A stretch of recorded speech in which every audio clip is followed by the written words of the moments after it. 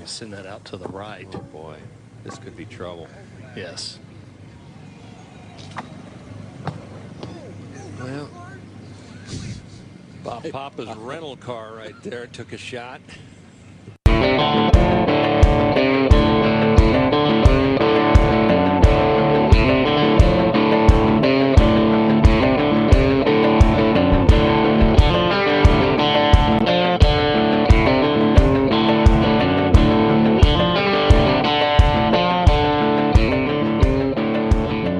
All right, boys. Kurt, big news this week. And that clip was preemptive.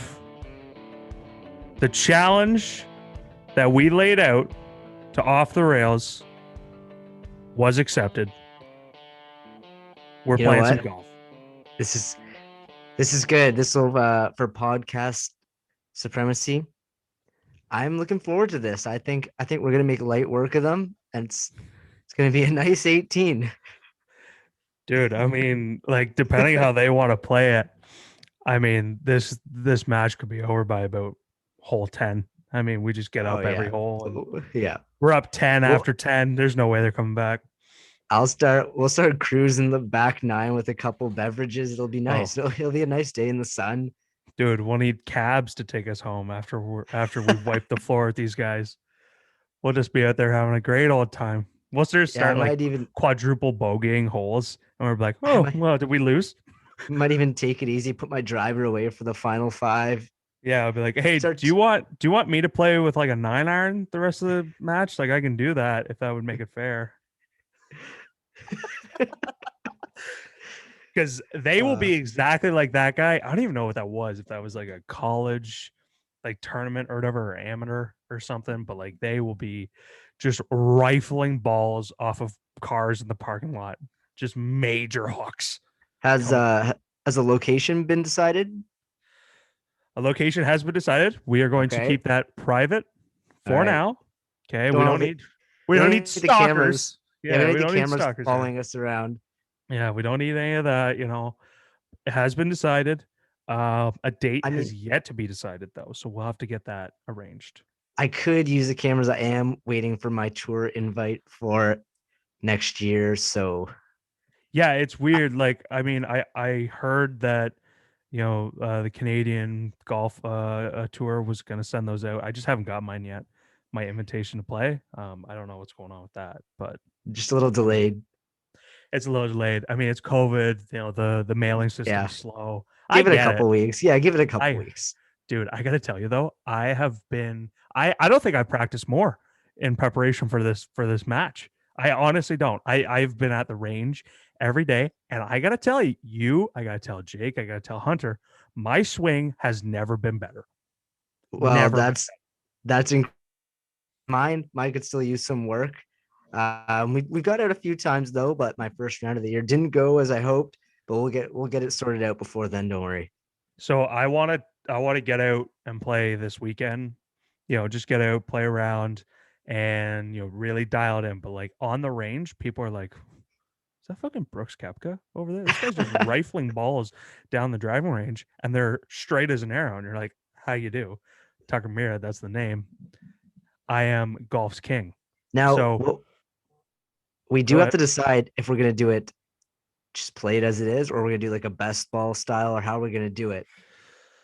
Which is that is a fun way to play, but we could also just play straight up scores. But that could be decided in the future, I guess. But best ball, a couple options.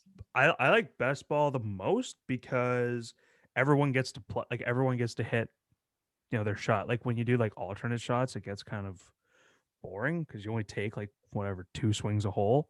But when everyone's playing their own ball, that's cool. So yeah, we'll do it that way. That's the way you do it. And then whoever you take the best score of your team, and then you win that hole. It keeps it so every hole's meaningful, even if you're having a tough hole, right? Right. So you could like how it probably will work is you would do best ball and you would play match play. Or can you do that? Maybe it's another one. Maybe it's 4 ball you can do match play. It's the same fucking game. Anyways, we can discuss it. But anyways, we can discuss it. But we got some options on the table here. But again, just so they know, if you show up to the golf course that day, it will be a slaughter. It will be a Yes. slaughter. And I will be dressed to the nines.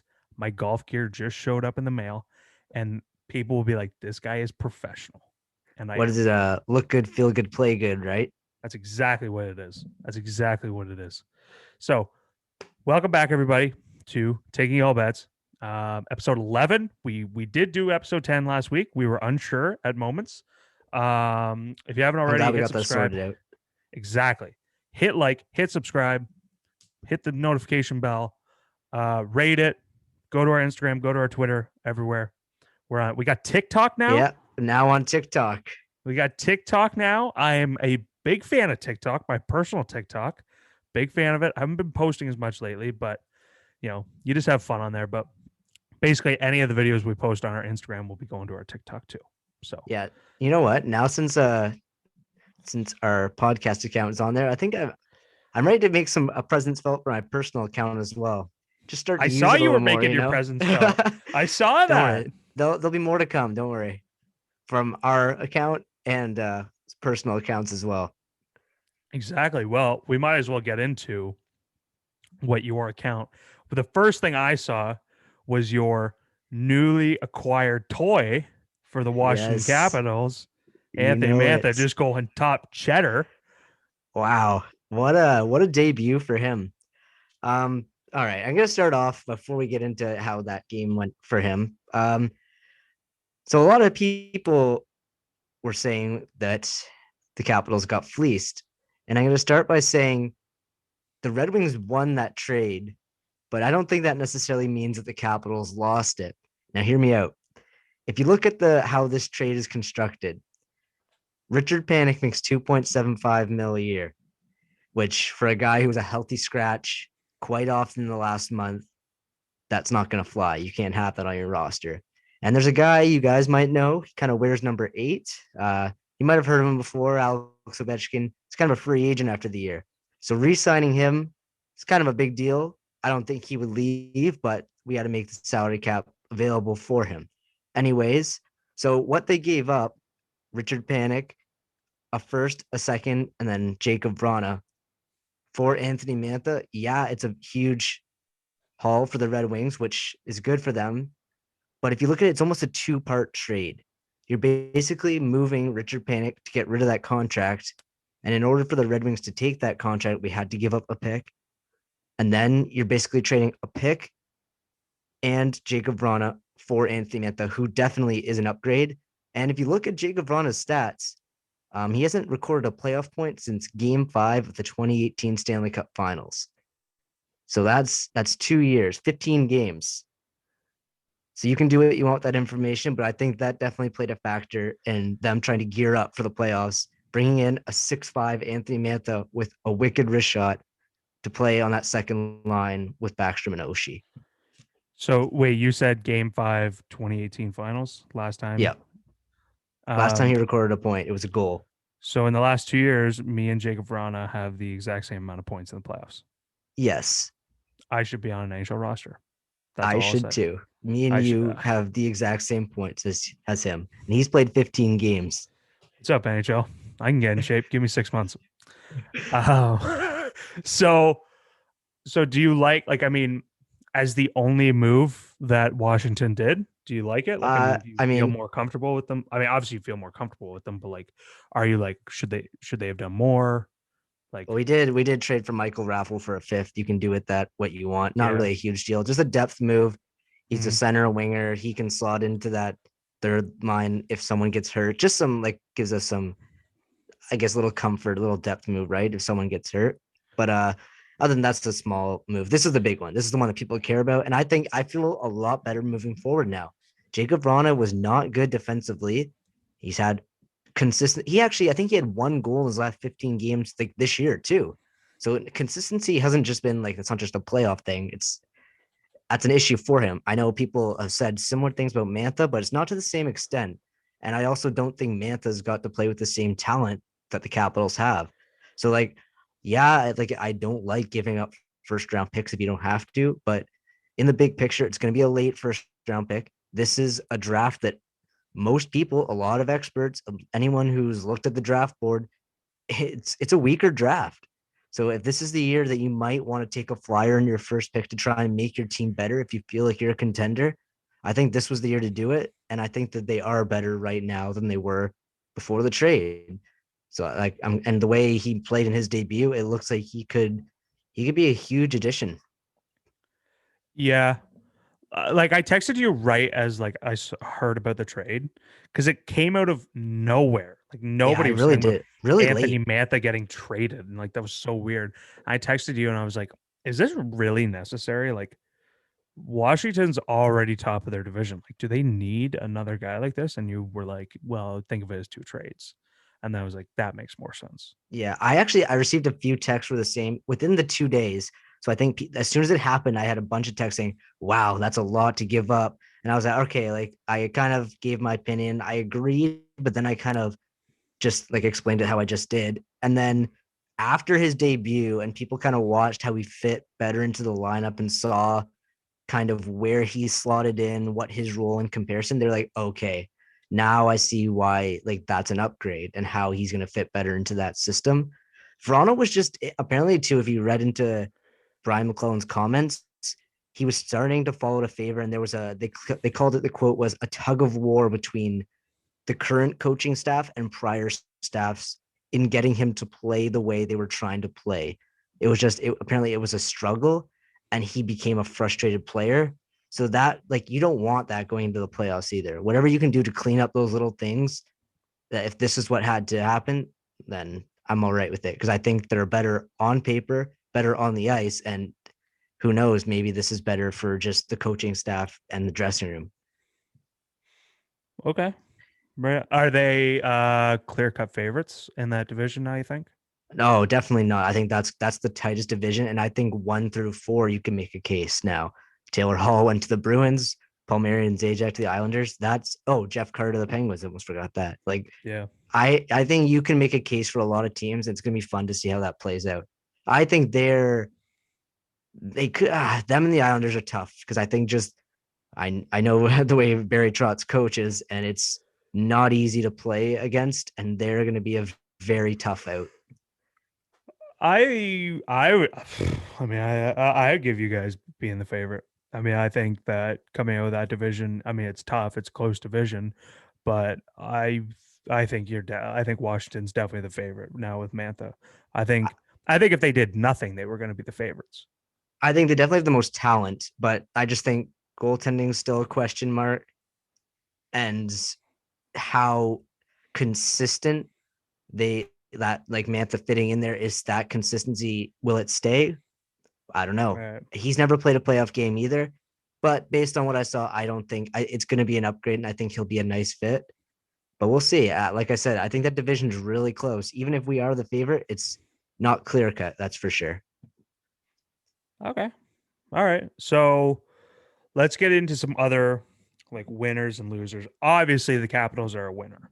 I mean, that's just like when you get Anthony Mantha, like Brian Burke always used to say, like whoever gets the best player in the trade won the trade, Yep. I which I is agree, kind but of true. in this situation, I'd have the Red Wings as a winner too, though. Like, Anthony Mantha is good, but Jacob Vaughn is not a bad player. He'll fit in. He's young, and you get a first and a second. That's not like, Yeah. even no matter how Anthony Mantha plays with Washington, they're still a winner. And Yeah. if you want a few, yeah. So and if we're going into a few other winners here, I'll just give you a few Yeah. more Fire before through for me. Fire yeah, through. before you say yours. Boston's got to be a winner, because you probably get the best player available at the deadline. It Yeah. was clear you needed another scoring winger. That first line can't do it all, right? Krejci, I almost feel for the guy. He always is stuck. He's a great player, great stats, but he just never gets the talent surround him, because that first line carries the weight, right? And it's almost Right. like they don't invest in the second line because they feel like they don't need it. So Taylor Hall slotting in with Krejci, that'll be nice. I just said Detroit was a winner. We said Washington. The Leafs are a winner too. I think you addressed a lot of needs. I'm sure you'll get into this, so I won't dive too deep. But yeah, like I know everyone was like, there was a lot of people, you weren't one of them, but a lot of Leafs fans wanted Taylor Hall. But I don't think it was. Yeah. I just don't think it was necessary. I think you got the type of player you needed, With the question marks surrounding goalie health too, people were asking questions. Why? That's why, because there's just a lot of uncertainty. This is just another to kind of cover your cover Cover your bases. anything that basically like you never know, right? Both those goalies have had injury history in their careers and this year, so that's just another guy. So you don't have to start Hutchinson because you definitely don't want to do that. No. Um, I guess Tampa Bay is another winner as well. You got the best D man available. I know they gave up a first. People weren't happy about that, but they did it last year and it paid off. So I don't think in that management and like in that room, I don't think they care too much about that. Um, Buffalo's got to be a loser though. Oh yeah. Getting a Oh yeah. second, look what the Red Wings got, and then even look at the Blue Jackets got for both. Though they got two firsts, first for Foligno, a first for Savard. Buffalo gets Anders Bjork and a second. Yeah. That's incredibly disappointing. The Jets are a loser. You got Jordy Ben. It's a depth defenseman, but you had a clear hole if you wanted to. I mean, like they're going to be competing with Toronto. They're still really talented. They have a great goalie, a great top six, but another defenseman would have been really nice. Yeah. Uh, Like I think everybody was waiting for them to kind of jump in throughout the day because they were like, well, the Leafs have been doing, they've been making trades, making moves. If you want to keep pace with them, you have to do it too. And they just never did it except for yep, Jordy Ben. I actually like Jordy Ben, but I he's do too. not a game changer. He's a 6 D man, a guy or a depth D man, and they needed that too. But they needed that. They needed 2 D man. They needed one who could play at least like a 5 or a 4, preferably a 4 if you could get your hands on one, and then Jordy Ben. You know what I mean? Like that Yeah. 2 would have been really nice. But we'll see. They must be confident that those young guys can step up because that's a risk.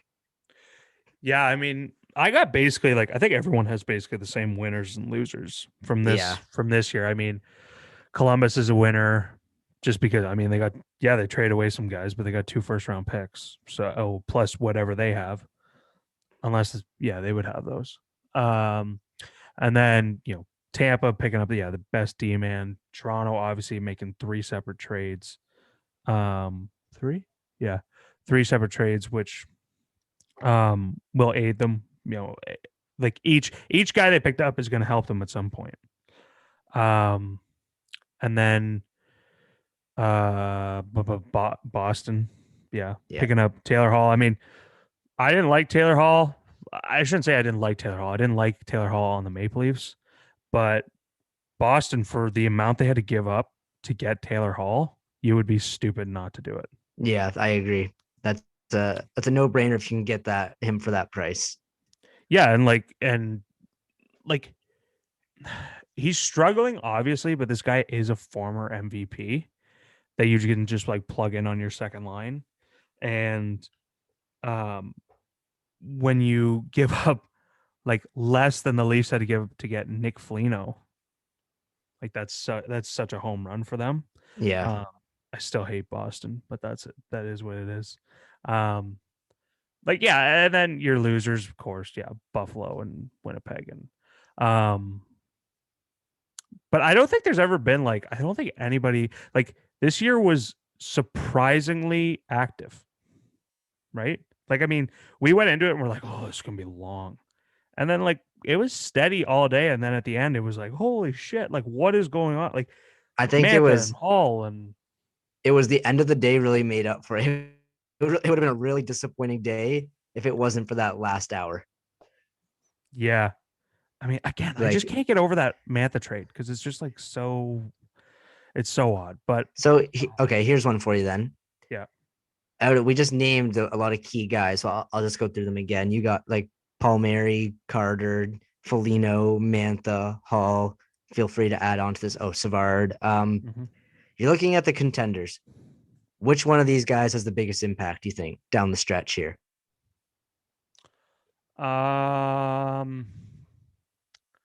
Foligno. Really? I think Foligno. I think Nick Foligno has the biggest impact. Is he the best player that was acquired? No. But I think Foligno, because this guy's built for playoffs. He's the exact player you want in playoffs. And the Leafs don't have many of those guys. And he is the exact opposite of what most of their players are. Most of their players are high-end, skilled players, high-octane offense. This guy is a gritty, forechecking, and great defensive player. Like, I mean, it couldn't fit more perfectly. Yep, And he's gonna play on the second line or wherever. Like, he's kind of like that Hyman type. I guess a lot of teams have it, but the Hyman type where like he plays on the third line and he's the primary scoring option, or he can go to the first line and he's the grinder. Yep. No, I agree with that. I think if I were to pick one, it's got to be Taylor Hall. I think he's like you said, he's a former MVP. I know he's had a rough year, but he's a former MVP slotting in the second line for a really good Bruins team who needed that secondary scoring. I think if they have any chance at going deeper and coming out of that division, he has to be too. Like, he has to have the biggest impact, or that division's too strong. Like, they're not going to be able to make it out of that division if he doesn't play Taylor Hall hockey. Yeah, I mean, like, I think the reason I don't pick Taylor Hall is because I don't think that I think they're getting bounced in the first round. Yeah, I really do. I don't think they're like they're a good team. I shouldn't say that, but like they are, of those four teams, they are clearly the worst. And look who they're going to run into: Washington or the Islanders in round one. Yeah, so like it's hard to see a scenario where they come out of that. Like, that's a really tough draw in round one. So, dude, like, this is the way I look at it. People don't look at it this way, but this is really the way you should look at it. So Boston is in fourth behind Pittsburgh, the Islanders, and Washington.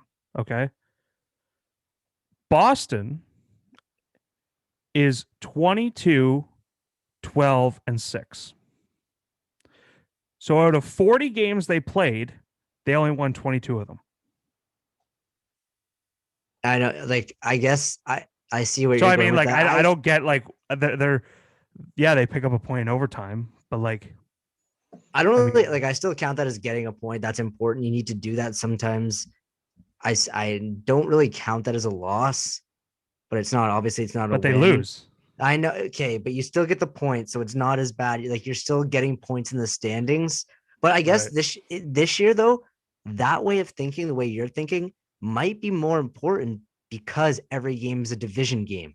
Like, that's the thing, right? Like, if you're playing, if I'm the Boston Bruins and you pick up a point against the St. Louis Blues, okay, you get a point. You're making up ground, right? So, like, if those on that night, 4 of your teams, your division might lose, 4 might win. If you pick up a point, you're making ground, but you're never making ground really because you're losing to a division team. Yeah. So, like, and you're okay. So most of the time, all those teams are going to beat the Devils and the Sabres.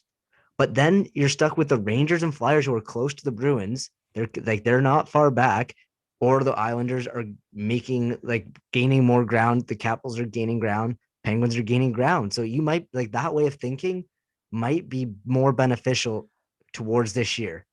Well, like, my way, like, the way I think of it, right, is Boston's played 40 games. They've won 22 of them, right? So they've lost 18 games. That's, like, there's no other way to spin it. They lost 18 games. When you get to the playoffs, losing in overtime means fuck all. Yeah. I mean, there's also, like, I mean, you lost the game. You're down. There's also not 3-on-3. There's not a shootout. So, like, it is different. I get what you're saying, but it is not this, like, your extra time isn't the same. They also, of every playoff team currently that is in a playoff position, they have the third worst goal differential. Yeah, I just pulled up the standings. I'm looking, and like, every other team, those 3 teams ahead of them have 27 or 28 wins. Like, that's 5 or 6 more wins. Yeah, exactly. And in a short season, that's a lot. And I love that Mark Bergevin quote, because they were talking about how at one point Montreal had all these games in hand, and he's like, they only mean something if you win. It's true. Boston has 2 games in hand, but like, those only mean something if they win both games. Let's go through it. I'm just gonna look quickly who they play next. Okay, so Islanders, Washington are their They're next 3 fucked. games. I mean, they do get 3 against the Sabres though right after that. Yeah, But I guess. Yeah. those next 3, if they're what they seem to be, you're kind of you might be struggling. You're barely hanging out of that 4th spot. Those other teams are. If you lose those other teams, they pretty much clinch those top spots. Dude, I don't think they're making the playoffs. I'll say that right now. I will call it right now. I think New York is making the playoffs over them. The I Rangers are really good. do. I People really. don't understand. I have been saying this I all year, know. and people are They like, think "They're not good." They are good. They started slow, and then they're playing really good hockey. Like Yeah. I know too, because they've 4-1 against or 3-1 against us. Like I'm watching this team, I'm like, holy, like Adam Fox is this guy can move the puck, he can skate. I was like, obviously the offensive talent's there, and then Shesterkin's been unbelievable too. I was like, oh my, I was like, these young, like this is actually a really good roster. Yeah. People aren't Like, giving them the credit they deserve. if you guys don't already listen to me on my hockey takes, start listening because I called this. I called. I don't know. But That'll be fun. I don't want them to make the playoffs because they play really well against us, but I right. want them to. They're an exciting team. I like seeing them, and they're just a really young team too. So it'd be cool to see them make the playoffs. But I think it's gonna be Boston. So do you have the standings in front of you? You must. Right? Yeah, I do. Yeah. Okay. Let's just run through divisions. Who's gonna win the division?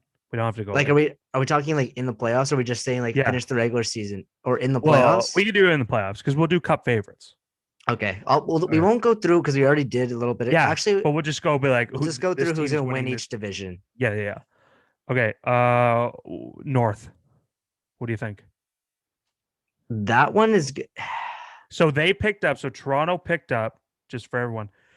Toronto picked up Nick Foligno, captain of the Columbus Blue Jackets, Ben Hutton, who I think they've always kind of wanted a little bit, and crazy Dave Riddick, little lunatic Dave Riddick, and I love it. Big save, Dave. Big save, Dave, who headbutts doors when he gets pulled. I love it. Okay, you know what? I'm gonna stick with the Jets. I'll tell you why. The top 6, I think, is the best, probably maybe in the league. I know it's not like because Toronto's is really good too, and Edmonton has a good at least forward group, like their top line and a couple, but really they're like a 4 forward group. So they're not the best top 6, and Toronto's is good, but Winnipeg's is probably the most complete. And I'm gonna say when it comes to the playoffs, goaltending is huge, and Connor Hellebuyck just makes me nervous in a series. If I'm a Leafs fan, that makes me nervous because he's so talented. But when I say, okay. Go ahead, do whatever. All right, I was like this when I say this, I don't want people to start thinking, wow, like he's saying the Leafs aren't as good as Winnipeg. I think this is the toughest one for me when I'm looking at like the standings. This one's really tough. I think Winnipeg started the year not playing how they wanted. They've kind of caught not like fire, but they've been more consistent the second half, and they've played some pretty good hockey. Connor Hellebuyck's found his game. I think that top 6, I think they'll be able to pull it off, but it's really close. Like it's a toss up pretty much. I say Toronto, and because I think their forward group is as good as Winnipeg's, their defense is better. I mean, it's like I don't even like. Would you even debate that? Like, it's not even close. No, I agree with you. I think their defense. When it comes to goalies, Hellebuyck is obviously the best goalie that will be playing in that series. But Toronto is just going to completely like McDonald's them, just like billions and billions. Just like you didn't like that goalie, here comes another one, and here comes another one. Here comes another one. They'll just keep rolling out NHL quality goalies. Obviously, that's a joke. They're not going to be doing that, but I think Toronto. I mean, I think now that they have Nick Foligno, not that he's going to save the world, but it gives them another option to move up and down their lineup to pair with their high scoring players. And then their defense just got a little bit deeper with Ben Hutton. It's already really good. Now, Toronto hasn't. They play again tonight against Winnipeg. Now, they haven't looked good the previous 2 games, but I think it's Toronto. right now they're 5 This- points up on Winnipeg, but we'll see. I think it's Toronto.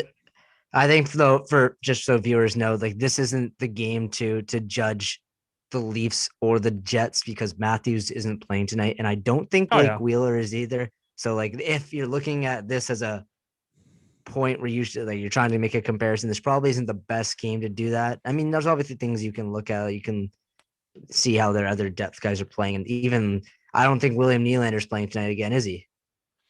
So No, like, I think Willie's playing. I don't know. Is He's he off the back? list. I think he's off the list now. I think. Okay, he might be. Okay, but either way, it's tough to know. compare when you're missing such important pieces. But anyways, this could be one of those standings ones where it makes a difference in the standings, right? Well, Right. obviously it does, but it's still an important game. But it's tough when you're like, if Blake Wheeler and Matthews are both out, it's a hard to make that comparison when such important players are not playing. Right. All right. The Central. What do you got in the Central? Who's coming out of it? I think this one. I know the standings are a little closer than we would have thought, but it's going to be Tampa. Tampa's going to come out of that. Tampa. That one's easy. I mean, I don't even think like they have David Savard now. Again, not a game changer, but they were already the best team in the division. Their best addition isn't even there yet. Kucherov will be back for playoffs, and that's exactly. It's Nikita Kucherov. He's a top 5 NHL player. The East. I said Washington. Sticking with it. Yeah, like I like that move. I just think they're the most talented team. Do it. You know you want to do it. You want to. I do. I want to, but I like the Islanders' play style a lot. Okay, I'll go with Washington, but attaboy. Man, the Islanders, that style, it just seems like a playoff ready team as well. But the talent is just more. Washington just has more talent. I can't they say obviously hard work beats talent, but they're a lot more talented. And I think with the addition of Mantha, he fits that system. Laviolette's got them playing the right way right now. I'm going to go with the Caps. Doesn't it feel good to pick your own team to come out to? Yeah, it feels good. You know you do. It does feel good. The West. Ooh, this has changed in a hurry. Yeah, this is. I think we both were pretty heavy on the Knights last time we did this. Yeah. I'm gonna go with the Avalanche. Shit, this is tight here.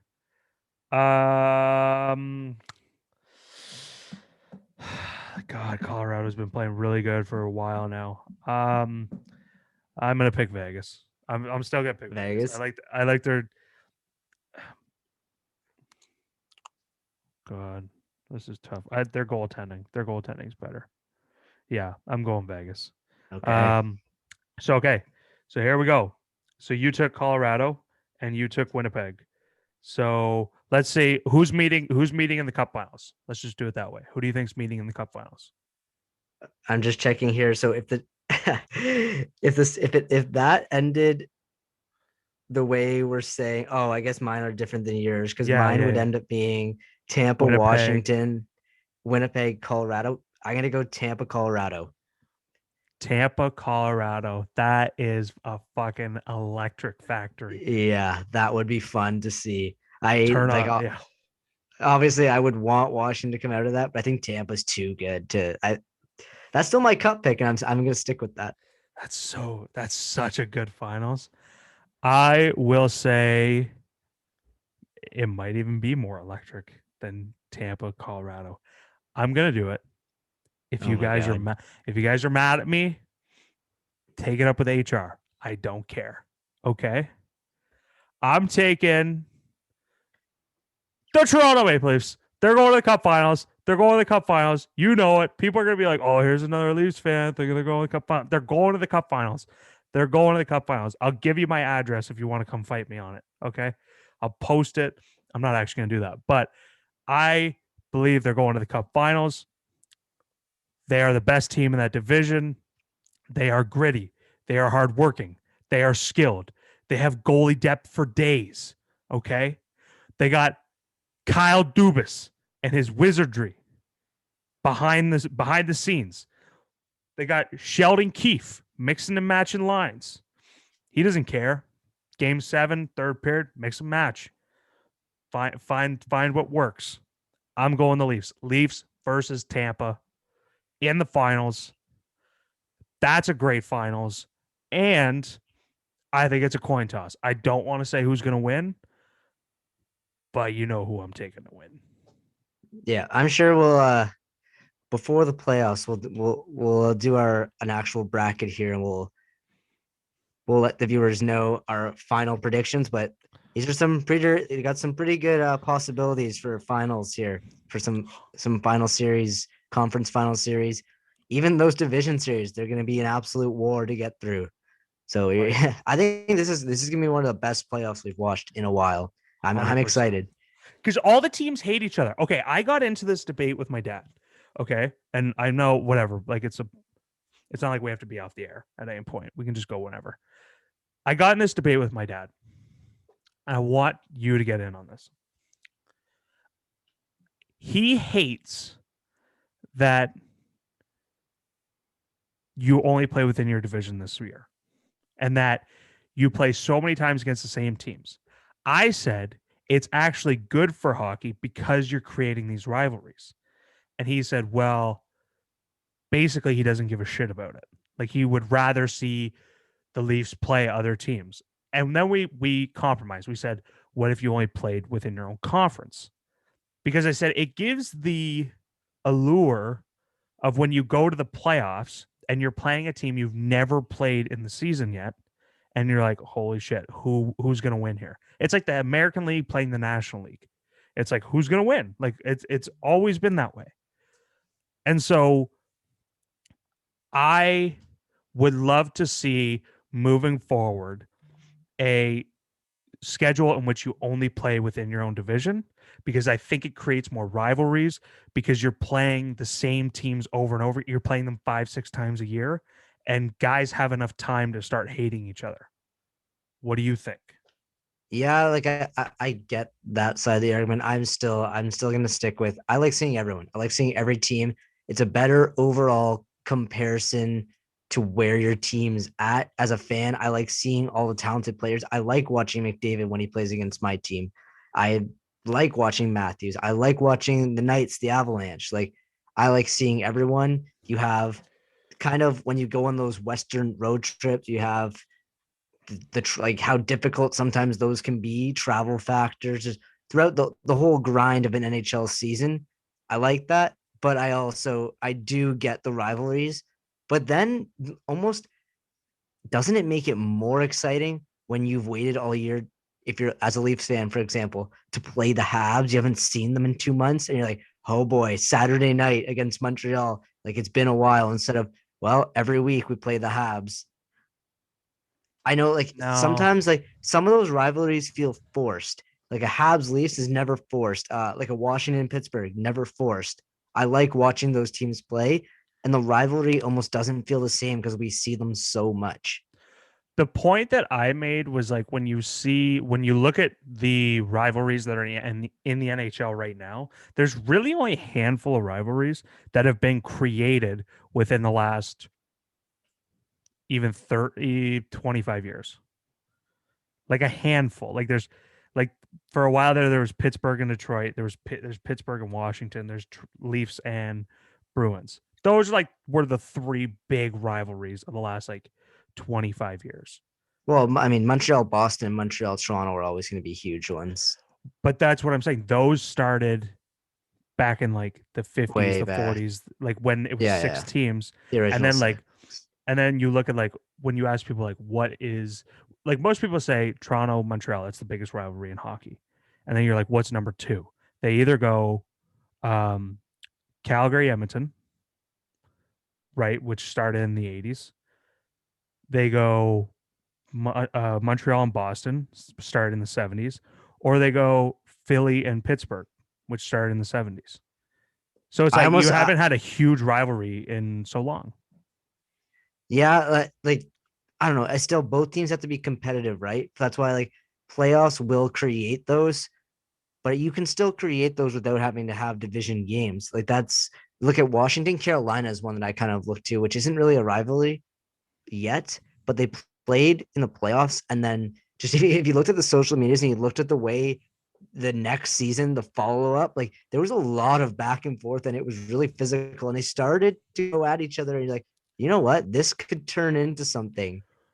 Well, I started looking at like this idea because of the Washington and Boston games. Like this year, they have been so fiery, and I'm like, I cannot wait for these two teams to meet up in the playoffs. This is going to be fantastic. But you know what? Actually, I'm going back to that. I guess the Washington Carolina one was created because of the Metro.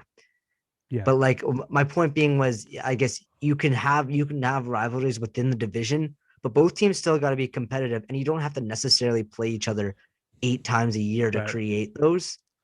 I don't know. It's a good Okay. debate, and we'll see. I think the playoffs, that'll be something we can revisit after watching a few playoff rounds, because that's exactly what we're going to see is a lot of division play again, right?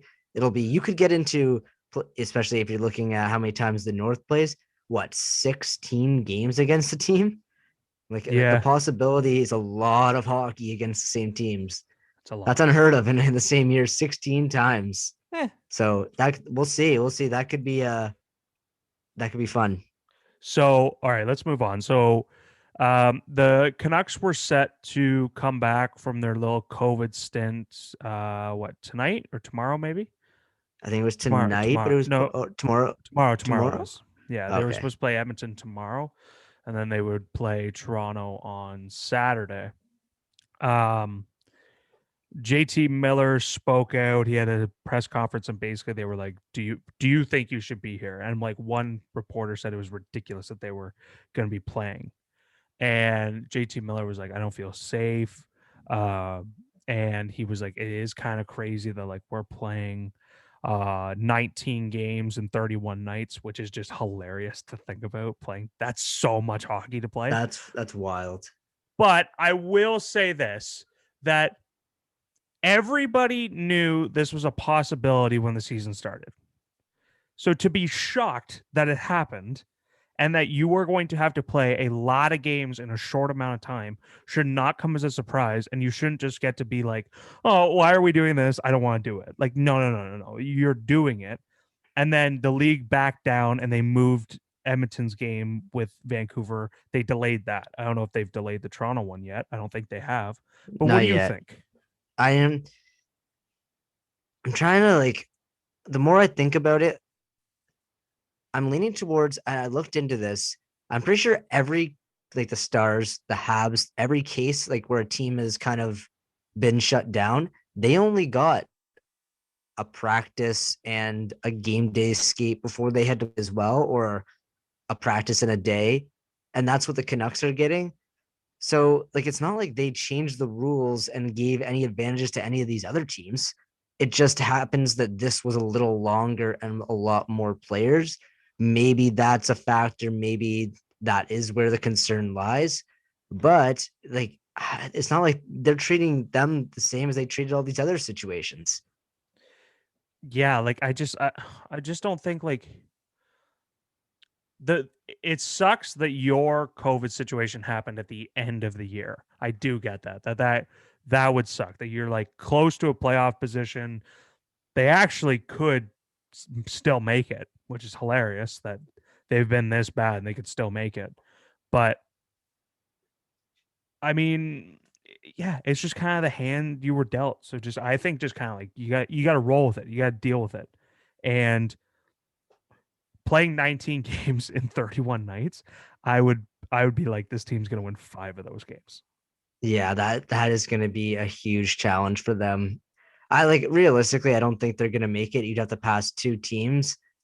Like obviously they could, but I just think that'd be incredibly difficult. And then you add on the challenge of 19 games in 31 days.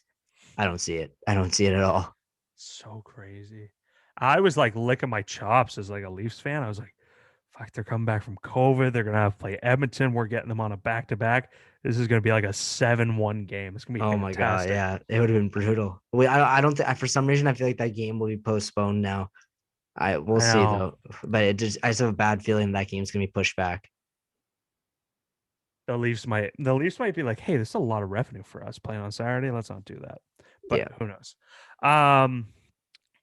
Do you want to get into this other hockey stuff or do you want to move on to something else? I feel like we can probably move forward here. Okay. All right, you lead it. Where do you want to go?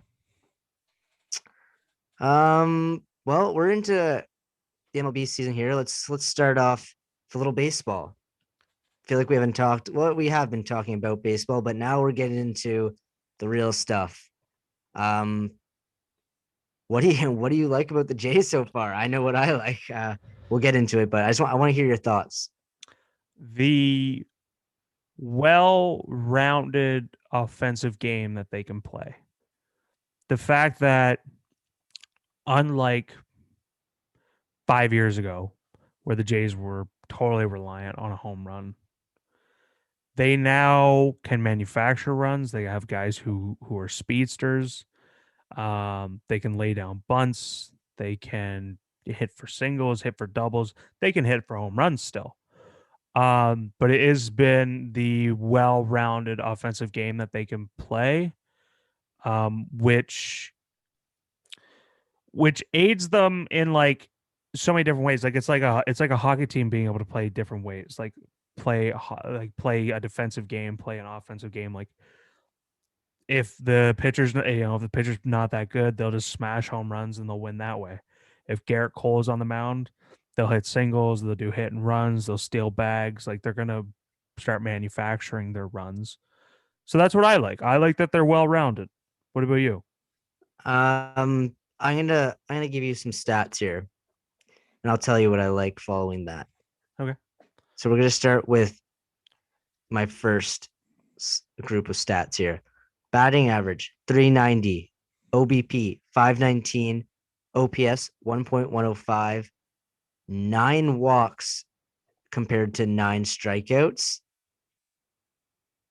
That is Vlad Jr. so far this year.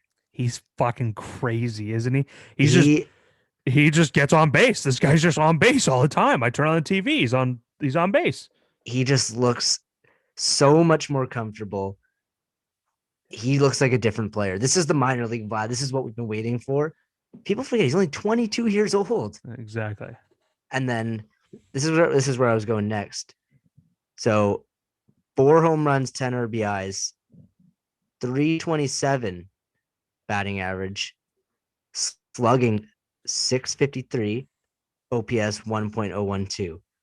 That's Bo Bichette so far this year. Both of them have 16 hits. And they have been carrying this Jays offense. And I love it because this is what we've been waiting for. We've been sitting here waiting for these guys to break out. And this is, Bo Bichette, he's been out of all of them he came in the most developed, I think, like based on statistically the last few years. He was ahead of them, but has not missed a beat. And Vlad is caught up now. And once they get George Springer into the mix here, we haven't really seen Cavan do much yet. He started to swing his bat a little better, but still, we know how Cavan is. He'll be fine. Gurriel hasn't really done much yet. He'll be fine too. Teoscar's been hurt. When this lineup is, I can't wait to see them all together because they've been putting up runs at a decent pace so far. And when they're healthy, this is going to be, I think it could be the best lineup in baseball. Yeah, I mean, like I was watching the game the other night, and Rowdy was like 0 for fucking like 25 at this point, and like Alejandro Kirk was like 0 for 11, and you're like, wow, this is really good. But then you're like, they're winning games, and those two guys are not playing well at all. I think they both hit a home run that game. Yeah, they did. So they were crushing it. That's the potential, right? They can both just one swing of the bat. Both of them can. They have so many guys who are like that too. Can change a game with one swing of the bat. Yeah. I had like there was a lot of people like initially that said Bo was better than Vlad, and I was like, no, not really. And they're like, well, look at his numbers. We are now seeing how much like you can look at Bo and Vladdy, and you say they could have the same numbers, but you go, who looks more comfortable? It's Vlad Jr. all day long. That guy's in the box, and it's like the ball's out of the pitcher's hand. He's like, no, not at that. And he just takes it. Like he's just so comfortable. He's so loose up there. And you're like, this guy is going to hit at one point in his career, this guy is going to hit 340 and hit 45 home runs. He is that comfortable. I don't even know if he'll hit that many home runs. I'm watching him he's gonna be one of the best line drive hitters in baseball. This guy could drive in 100, but he might only hit 25 bombs because the guy is so smart with his approach. That's why he has as many walks as home runs, and he just takes the ball where you deliver. He'll take it the opposite field. He spreads that ball all over the field, and that's when he's at his best. When I see Vlad Jr., I see, like, it's crazy that I'm going to say this. I see a better version of Miguel Cabrera. And Miguel Cabrera is fucking good. He That's an was interesting, good. yeah. And I Wow. think he's a better version of that. He's more comfortable. He can hit to all fields. He's got power. He hits line drives. He hits for average. He gets on base. He does all those things. Miguel Cabrera was a 2-time MVP, and he had the Triple Crown. I think Vlad's better. If we can get anything close to Miguel Cabrera, oh, I would be ecstatic. Like, I'm telling you, bro, like this guy, like there are athletes where you just look at them and you go, that's an athlete. That guy will be something special. I watched when I was, how old was I? I was probably 16 years old. I watched Quentin Byfield play hockey without knowing it was Quentin Byfield playing hockey. I remember, I don't remember, like, again, I didn't have like a program or anything like Quentin Byfield. I don't remember his name, but I remember immediately seeing him and going, this guy is the best player on this ice. And I could tell within 30 seconds in warmups. You can do that with athletes. Vladdy's one of those players. Yeah, you absolutely can do that. And that's a good comparison there. And this year has been when I've been able to see just his approach to the plate looks like he did in the minors when he was hitting 400. Yeah. In the strike zone, taking walks. Mm-hmm. And yeah, like I can't wait to see how this year plays out because he looks like a totally different player. 100%. 100%. I think the Jays are a playoff team. They're a playoff I do team. too.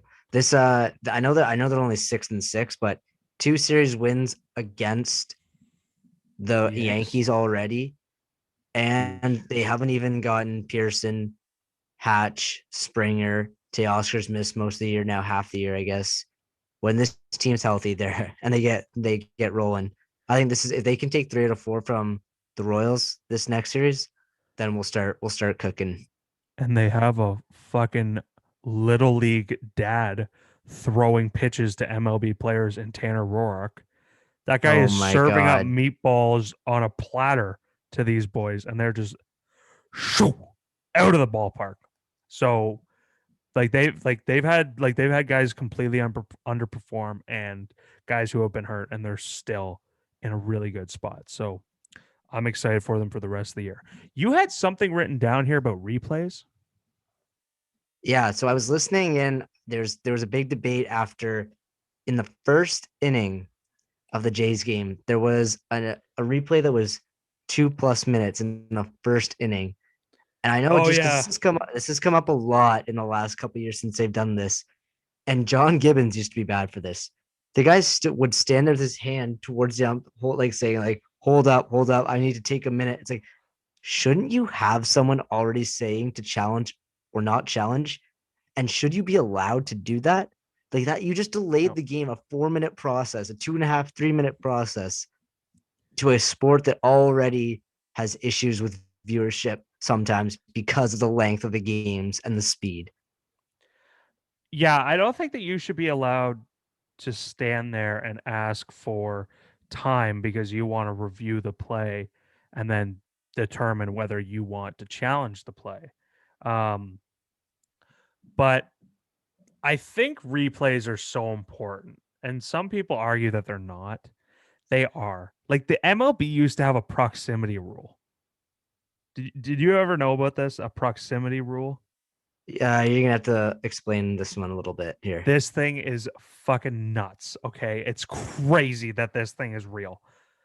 The proximity rule was basically if a guy was if the second baseman was at second base and they were going for a double play, if the ball was thrown to the second baseman while there's a runner on his way to second base and the second baseman catches it, as long as he is in the proximity of Oh second base, yes. the Never mind. I runner didn't know is that. called out.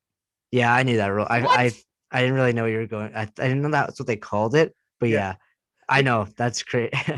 It's How such a so? Like, silly rule. it's one extreme to the other where you're getting these long reviews, but I would rather have the long reviews and get it right than have just be like, you just have to be within 5 feet of the bag and he's out. Like, where it's like completely the opposite. It's just like, umpires called, you don't argue it. It's kind of his preference. So I like the replays. I think that one was a weird one, right? Because it was the first replay, or the first question was, um what was the Angels, what did they do you remember what they challenged? I forget what they challenged, but they I can't challenged remember one what the part of the actual play. challenge was. They challenged one part of the play, but the Jays, which I've never seen, challenged another part on the same play, which was basically that the second baseman didn't touch the bag, which he didn't. And so it was one of those things where, like, I think it's necessary to have the replay. I mean, the length. I just think, yeah, I when it comes to us, like, and especially other, I would classify them people not like non-casuals, people who watch a lot of baseball. We're okay with the replays because I would rather see the call being made correctly.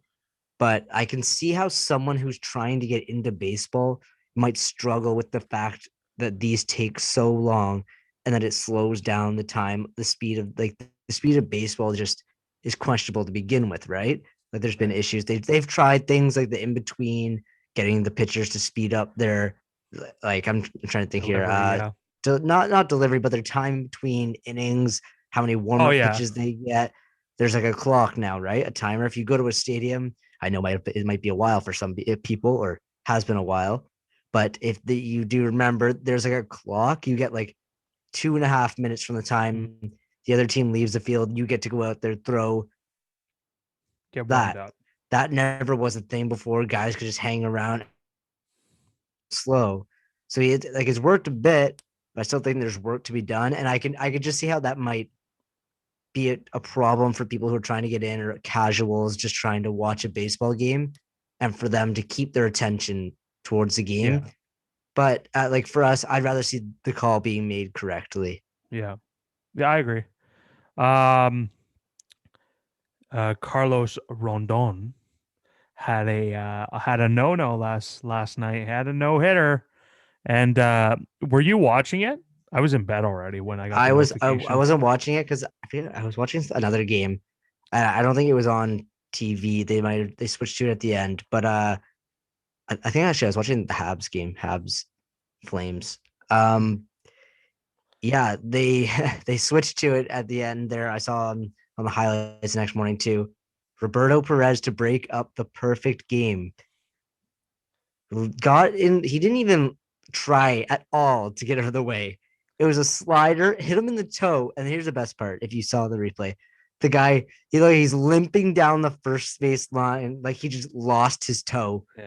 You Like, feel good about yourself, buddy? You feel good about yourself? What a douchebag! God. Yeah, that's like an unwritten rule, like the perfect game. And I checked, he was at 102 pitches already, so close. And like, obviously he threw the no hitter, but there hasn't been a perfect game in a while. I want to say Verlander. Oh, I guess Verlander. Verlander was the last one. Yeah. Yeah. But yeah, just such a, come on, man. Like, that's an unwritten rule. And then he was acting like he got shot. Yeah. It's like, all right, Dude, what are we gonna see him on the IL today? there was a game like the Mets or something. It was like Conforto was at the plate and the bases were loaded and it was bottom of the ninth and Conforto leaned in. This was what drives me right. He leans into a pitch that is in the strike zone. It's in the strike zone and it hits him. And he gets first base.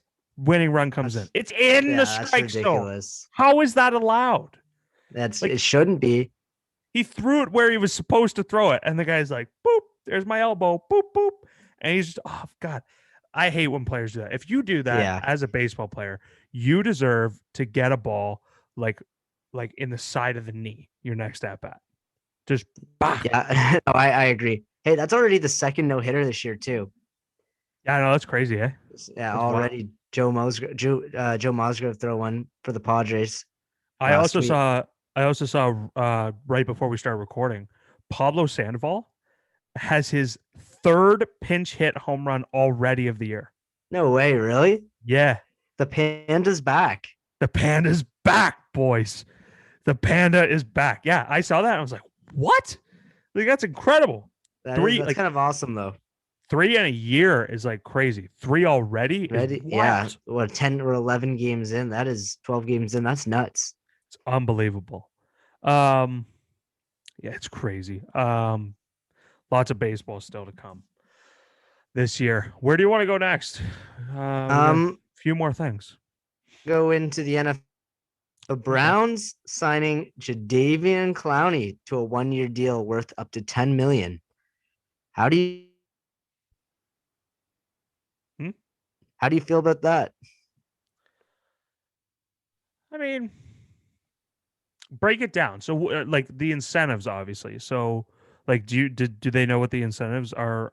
I didn't even look too much into it, but I'm sure there's a couple of million in bonuses, sack totals, and the usual stuff for a lineman. But either way, I think he's been a guy that just struggled with injuries, but he's still like he's such a talented player. If he can stay on the field, it's just another weapon for that defense that badly needed an extra. I don't want to say, I was going to say an extra punch because their front seven's pretty good already, but an extra notable name on that front line. I think they could be my favorites now if they weren't already. I think they're my favorites for that division. Oh yeah, yeah. I mean, yeah, they were definitely already the favorites. I think. I mean, the Ravens. The Ravens are good, but I think that defense, and now that the offense is kind of starting to come together, because there for a while it wasn't, but last year it really started to kind of mesh well. Yeah, now that they had Clowney, they got Myles Garrett already. I mean, Clowney's a big man. He's 6'5", 255. He's a big dude. Secondary from the that's a good ad as well. That defense should be a lot better overall. Yeah. Oh yeah. I like it. I mean, I like the move. 10 million, up to 10 million, you're not really, it's not a huge gamble. He's been rumored to be going there for a while too. I feel like this was kind of, everyone was just waiting for this to happen because it kind of sounded like they were, I don't really know how many teams were actually interested. Like it took a while for him to sign, and with that injury history, they were kind of one of a few. And it sounded like it was almost guaranteed. It sounded like that he was going to end up there. Yeah, I mean, I like honestly, like since I'll be quite honest with you, since golf courses opened, I haven't really been paying attention a whole lot. I have been living at the course. And I have this show. I'm on this show and I talk about sports, and then I'm like, and then you like say something. I'm like, I had no idea that happened. Oh my no God. idea this happened. Well, anyways, I did know that this next thing happened. I did know this happened. Aaron Donald is getting in fist fights at bars now, apparently. He's just, and if you haven't, go look up the photos. Kurt was like, first thing he said, he's like, did you see the pictures of the guy that Aaron Donald supposedly he's being accused? It's not confirmed yet, but did you see the pictures of the guy that Aaron Donald beat up? And I was like, no. I went and looked at it. Dude, this guy's face is smashed. He is in rough shape. So his name is DeVincent Spriggs. The funniest name in the world. DeVincent. Of all people, if you meet at a bar, why would you say, yeah, Aaron Donald's the one that I want to mess with?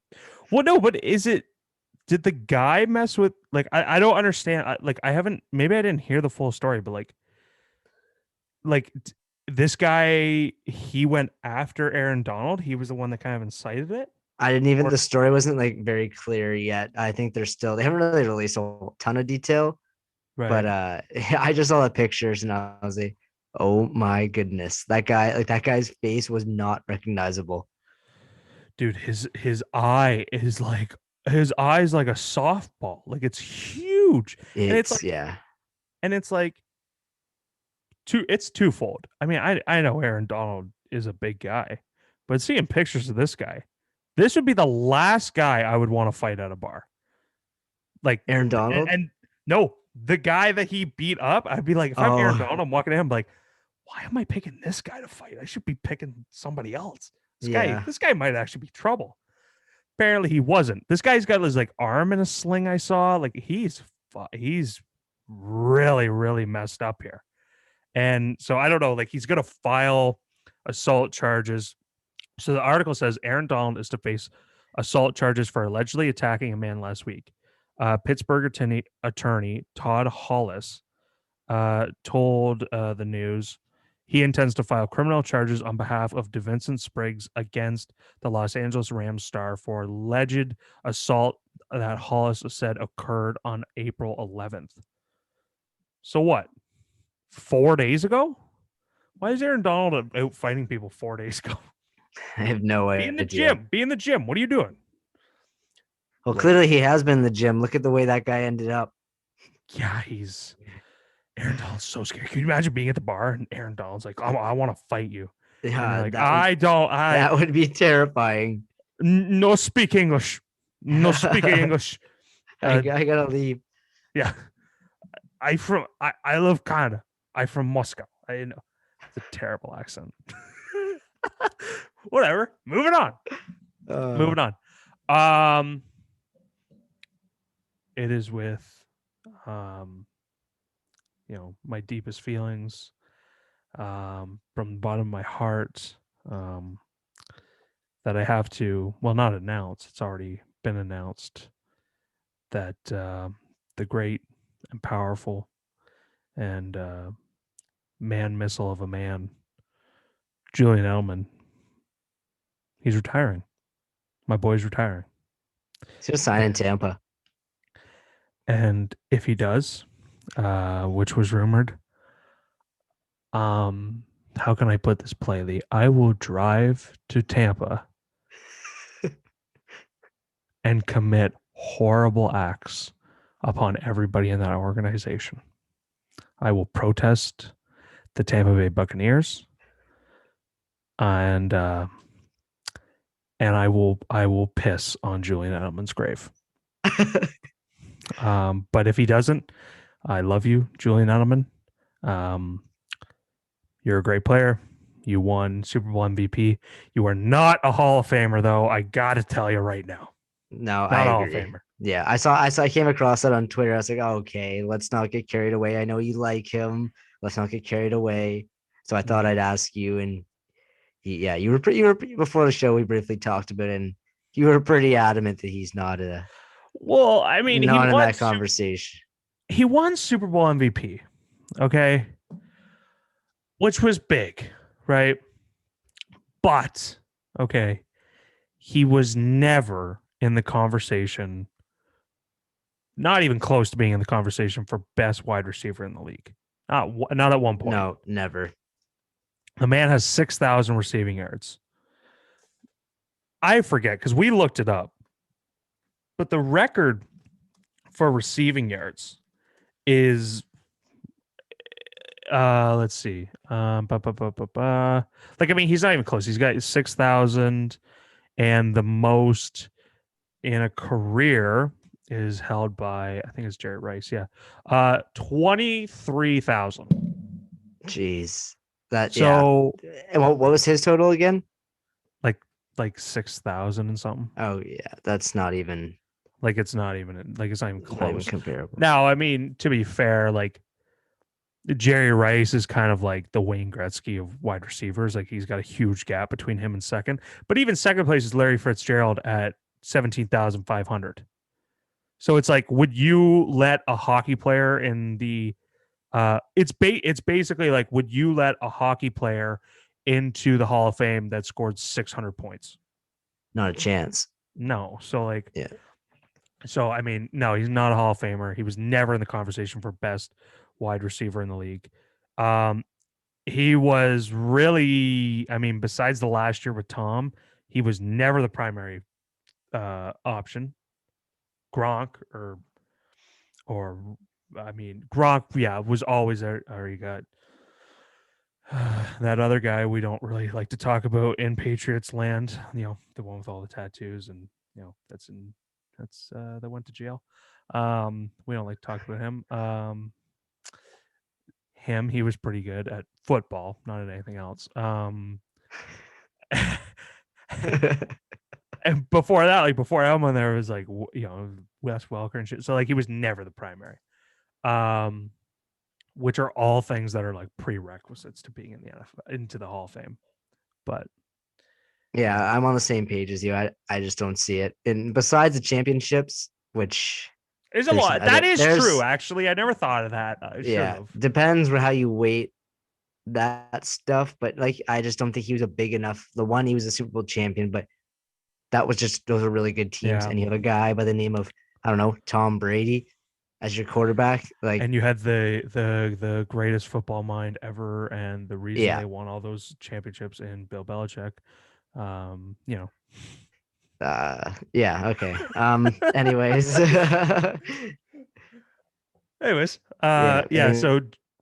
Edelman, not a Hall of Famer. If he had better stats, he would be. Is that what we say for anyone who's on the Hall of Fame? Well, if you had better stats, you might be in the Hall of Fame. Well, honestly, we had 5,000. If you got 5,000 more, if you had 5,000 more passing yards, you might be in the Hall of Fame. Tucker, did you know if I had 12,000 more receiving yards, I would have been a Hall of Famer. And Curtis, did you know that if I had 3,000 more NHL points, I would be the all-time points leader and I'd be in the Hall of Fame? I didn't know that. That's crazy. It is crazy. It's wild that it's conceivable that I could do that. But it's whatever. I guess we have to talk about this story. Jamal Murray done for the year. Yeah, that's tough. They're a good roster too, but you got to think they're not really. That takes them out of that running for a very tough Western Conference. Yeah, but, I mean, you need him. You need him for sure. Honestly, for him, I just hope he can get back healthy. Canadian, that hurts the Olympic chances too, which is another thing. Canada's qualifying for the Olympics. Was a big part of that team. I just, yeah, that's true. The Canadians Olympics. I never thought about that. I just hope that his girl, his volleyball player girl, is by his side, in these tough times. Yeah. He might be needing some help, just kind of around the house, and it's good that she's still there and contributing to the relationship. Yes, I agree. Where were you the day that happened? Like, do you remember where you were? No, it's not one of those stories. What? Oh, I remember where I was. When I heard that story, I was like, what? And then like everybody just like roasting him so hard. What's the okay? Where were you?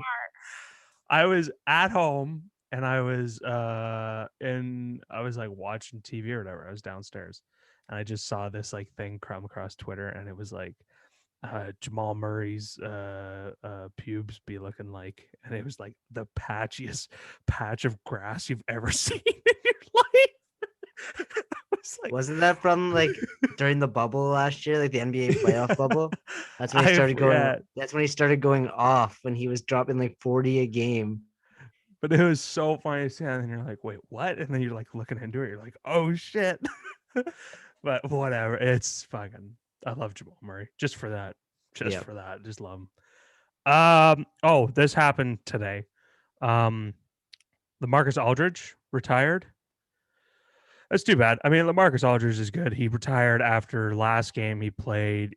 I don't even know. He felt it, or doctors. I don't even know. He had an irregular heartbeat, and so he retired because of like medical issues, which is tough. You don't want to see that.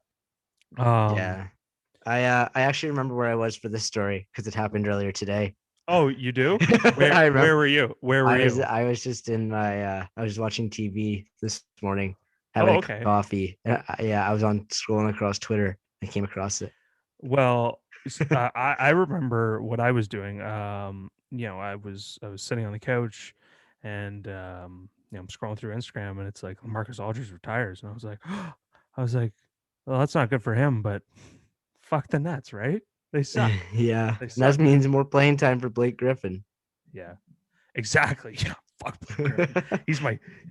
It's like some of those like Barstool podcasts just love Blake Griffin. He is my enemy. He is my enemy. Can you get a Blake Griffin jersey and burn it? Sure. No, a Nets jersey. I want to see you wear it on the podcast. I will. If I wear it, you know what I'll do? I'll wear it, and I'll wear it on the podcast, and I will set it aflame on my body. Like, this is how much I hate Blake Griffin. I will light myself on fire just to burn his jersey. Oh, we got to talk about. This is kind of cool. This got announced today that Kobe, of course, is going into the Hall of Fame this year, alongside Tim Duncan and Kevin Garnett. And to induct Kobe into the Hall of Fame is MJ. That is cool. That's nice to see. Nice little touch. It was only going to be, I think it was only going to be MJ or Shaq would have been the right one. Yeah, that made sense. But it's cool that the guy that he was always compared to by the media and by himself, because he did it too. He started walking like Mike. He talked like Mike. He played like Mike.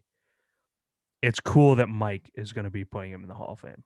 That same swagger, right? That same attitude, that same approach to the game, work ethic. Yeah, exactly. That's very appropriate that he's the one to induct him. It's cool to see because they were close, obviously. Really close. I think MJ said at his funeral thing there at the Staples Center, like he thought of Kobe as like a little brother. Yeah, he did. Same way that Shaq looked at him. Like Shaq looked at him like a little brother. And so, it's kind of cool.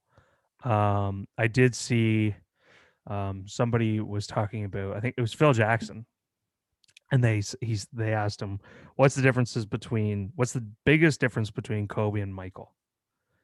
And he said, Kobe has to beat you at basketball.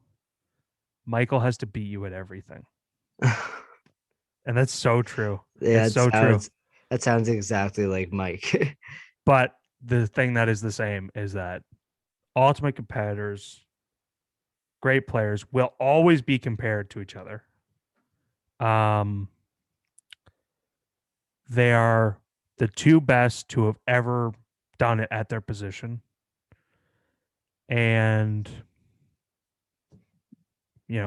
Kobe's a legend, MJ's a legend. And it's cool that MJ can do like this one last send-off. Yeah, it's very fitting for him to be the one to do it. Exactly. So, you think we should get into some weekend picks? Or do you want to talk about that? Do you want to talk about this thing? The fight. We can we might as well touch on it. Yeah. All right. So Jake Paul, Ben Askren, Saturday night in the boxing ring. It's happening. It's going down this Saturday. When this comes out on Friday, it's happening tomorrow. Just let you know. Future Tucker, it's happening tomorrow. Okay? Ben Askren, Jake Paul. Jake Paul, get fucked. This kid, I swear to God, I will. Have you looked at the line? No. Let me look at this. I know where my money is going on Ben Askren, and I looked at the line. I was like, I will gladly take that. I am kind of concerned though. Okay. The problem with boxing is because not when I say this, Jake Paul's not a good boxer, but at least he trained in the sport and he's done it for a while.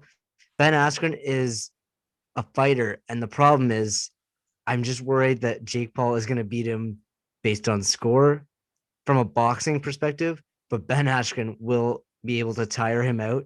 And if he can just land one or two good hits, that could be his best chance, but he's a ground fighter, right? Like Ben Askren is the underdog in this fight. Yeah. It's so crazy to me. That's so crazy to me. That's why I said I'm taking it.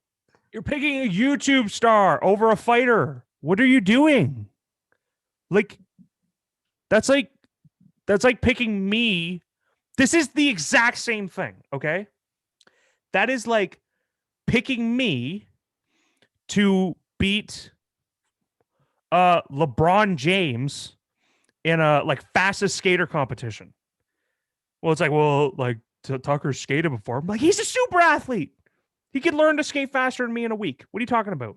So, like, to pick a guy who's done a boxing match before against a 5'9" NBA player, I'm pretty sure I could beat up. And to be like, he's the favorite in this fight. You have got to be kidding me. If you are betting Jake Paul in this fight, I mean, they got you. They got you. That's just like they took your money. They're taking your money. So if you're not betting Ben Askren, you're an idiot. So since we have picks of the weekend coming up next, are you putting money on Ben Askren? I'm putting all my money on Ben Askren. Okay. God, like this Jake Paul, like they're like going on about like he's got like I've heard like guys who actually like know what they're talking about, and they're like he's got timing, he hits hard, he does this, he does that. He's a YouTuber, not a fighter. Ben Askren's a fighter. He could take a punch. I don't care. And the guys that Jake Paul brings in to spar with are like Tom and Jim that they pulled off the street. They're like, hey, Tony, you wanna box in here? And he's like, I'll fucking box. Like I threw punches one time. He goes in, he gets lit up, and that's the fucking sparring session they record and they post it. Get out of here with Jake Paul. Come on. He's not winning this. I feel like I'm glad we went to this because it seems like you need to get that off your chest. So I'm glad we went to this. But I do really hope that Ben Askren pulls this off. Next week when we come back, and I can tell everybody that I was right and Ben Askren won this fight. You know what? I'll just rub it in a little bit. This is whatever. Let's get into some picks for the week, bud. Let's do it. All right, I'm going to lead it off here. Saturday, I got the Predators over the Hurricanes. Also on Saturday, I got the Jets hosting the Oilers to give me the Jets. Sunday, Indians at Reds, give me the Reds. Also Sunday, Mets at Rockies. I'm going with the Mets, and those are my picks. Lock those in. I like the picks. As always, I like the picks. I'll give you mine. So as I just said, Ben Askren, I'm betting him this weekend. Okay, actually, you can throw that in for me. Right, I'm on the Ben Askren train as well. Ben Askren, I got it. This Saturday, I am taking the Maple Leafs over the Canucks. I mean, I know we're not supposed to do that, but the Canucks are coming off COVID, and the Leafs are fresh. Maple Leafs are going to win that. That's a 7:00 game, and it's played in Vancouver. That's tough. That's an early game. That's like a 4:00 game there, right? Yeah. I will also take on Saturday. I'm taking the Jets over the Oilers. I just think the Jets are a better team. I am also going to take. I'm going to take some more baseball this week. I am taking the Phillies over the Cardinals. That's a Saturday game at 4:00. It's a good game. Yeah. And I am going to take the White Sox beating the Red Sox as well on Saturday. All right. Lock in those picks and go make yourself some money and go watch Jake Paul cry in the middle of a boxing ring. So, yeah, this was a good episode as always. Yeah, we always always. Yeah, another fun one. Well, thank you everybody again. Hit like, hit subscribe, do all that. Rate the show. Go to our Instagram, go to our Twitter, our TikTok, our Facebook, do whatever. And we're always posting new content. So, all right, thanks everyone. See you next week. Bye.